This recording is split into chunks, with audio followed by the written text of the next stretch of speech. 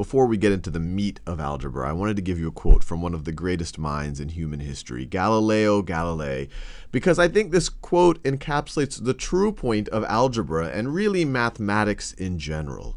He said, "Philosophy is written in that great book which ever lies before our eyes. I mean the universe. But we cannot understand it if we do not first learn the language and grasp the symbols in which it is written. This book is written in the mathematical language, without which one wanders in vain through a dark labyrinth." So very dramatic, but very deep. And this really is the point of mathematics. And what we'll see as we start getting deeper into algebra is that we're going to start abstracting things. And we're going to start getting to core ideas that start explaining really how the universe is structured. Sure, these ideas can be applied to things like economics and finance and physics and chemistry. But at their core, they're the same idea. And so they're even more fundamental, more pure than any one of those applications. And to see what I mean by getting down to the root idea, let's go with I guess we started with the very grand, the philosophy of the universe is written in mathematics. But let's start with a very concrete, simple idea. But we'll keep abstracting, and we'll see how the same idea connects across many domains in our universe. So let's just say we're at the store, and we're going to buy something, and there's a sale. The sale says that it is 30% off. 30% off. And I'm interested, I don't shop at my too fancy stores. So let's say I'm interested in a pair of pants, and the pair of pants before the sale even is about 20 bucks. And that is about how much I spend on my pants. So I'm interested in a $20 pair of pants, but it's even better. There's a 30% off sale on these pants. Well, how would I think about how much I'm going to get off of that $20? And this isn't algebra yet. This is something that you've probably had exposure to. You would multiply the 30% times the $20. So you would say your discount is equal to, you could write it as 30% times $20. I'll do the $20 in purple. Or you could write it, if you wanted to write this as a decimal, you could write this as 0.30 times $20. And if you were to do the math, you would get $6. So nothing new over there. But what if I want to generalize it a little bit? That's the discount on this particular pair of pants. But what if I wanted to know the discount on anything in the store? Well, then I could say, well, let x be the price. Let me do this in a different color. So I'm just going to make a symbol. Let x be the price of the product I want to buy. Price, the non-discount price.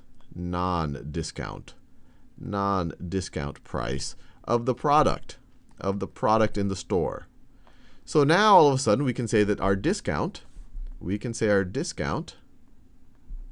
is equal to 30% times x. 30% times x. Or if we wanted to write it as a decimal, we could write, if we wanted to write 30% as a decimal, we could write 0.30 times x. Now this is interesting.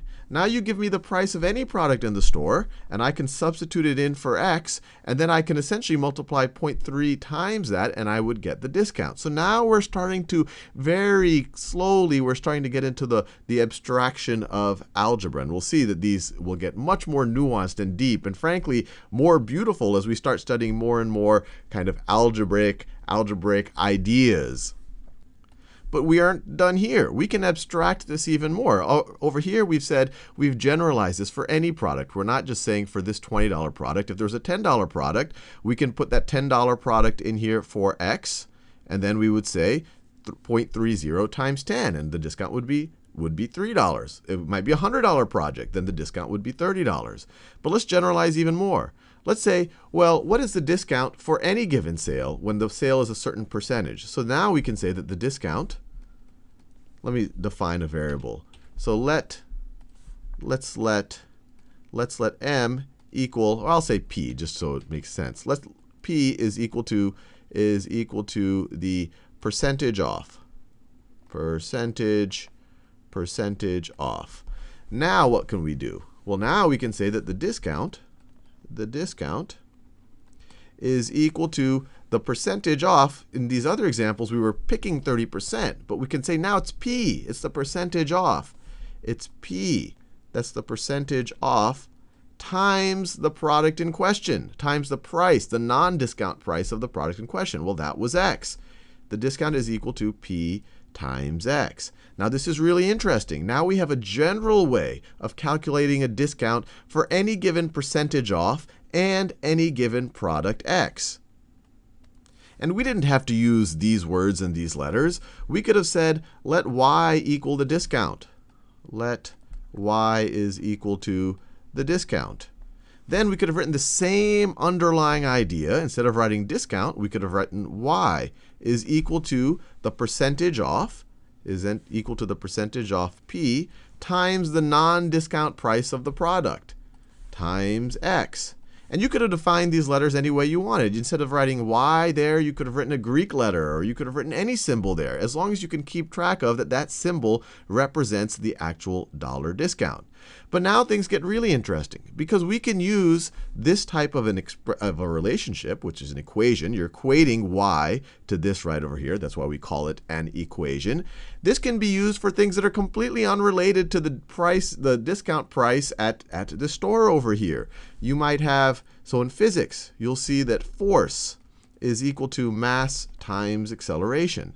The letters are different, but these are fundamentally the same idea. We could have let y is equal to force. We could let y is equal to force, and m is equal to, or mass is equal to p. So let me write p is equal to mass. And this wouldn't be an intuitive way to define it, but I want to show you that this is the same idea, the same relationship, but it's being applied to two completely different things. And we could say x is equal to acceleration. We could say x is equal to acceleration. Well, then the famous force is equal to mass times acceleration can be rewritten, and it's really the same exact idea as y, which we've defined as force, can be equal to mass, which we're going to use the symbol p, which is equal to p times acceleration. We're just going to happen to use the letter x here, times x. Well, this is the exact same equation. This is the exact same equation. We can see that we can take this equation, and it can apply to things in economics, or it can apply to things in finance, or it can apply to things in computer science, or logic, or electrical engineering, or anything, accounting. I mean, there's an infinite number of applications of this one equation. And what's neat about mathematics, and what's neat about algebra in particular, is we can focus on this abstraction. We can focus on the abstract here, and we can manipulate the abstract here.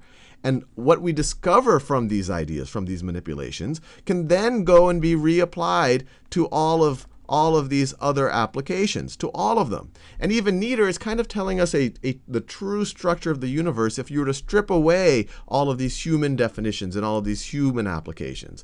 So for example, we could say, look, if y is equal to p times x, so literally if someone said, hey, this is y, and someone says on the other hand, they say, I have p times x, I could say, well, you have the same thing in both of your hands. And if you were to divide one of them by a number, and if you wanted them to still be equal, you would divide the other one by that number. So for example, let's say we know that y is equal to p times x. What if you wanted to have them both be equal, and you say, well, what is y divided by x is going to be equal to? Well, y was equal to p times x, so y divided by x is going to be the same thing as p times x divided by x. But now this is interesting, because p times x divided by x, well, if you multiply by something and then divide by that something, it's just the same. You're going to get your original number. If you multiply by 5 and divide by 5, you're just going to start with p, or whatever this number is. So those would cancel out. But we were able to manipulate the abstraction here and get y over x is equal to p, and let me make that x green. Y over x is equal to p. And now this has implications. This has implications for every one of these ideas. One is telling us a fundamental truth about the universe, almost devoid of any of these applications. But now we can go and take them back to any place that we applied. And what the really interesting thing is we're going to find there are an infinite number of applications. And we don't even know, frankly, most of them. We're going to discover new ones for them in 1,000 years. And so hopefully this gives you a sense for why Galileo said what he said about really mathematics is really the language with with which we can understand the philosophy of the universe. And that's why people tell us that if a completely alien life form were to ever contact humans, mathematics would probably be our first common ground, the place that we can start to form a basis that we can start to communicate from.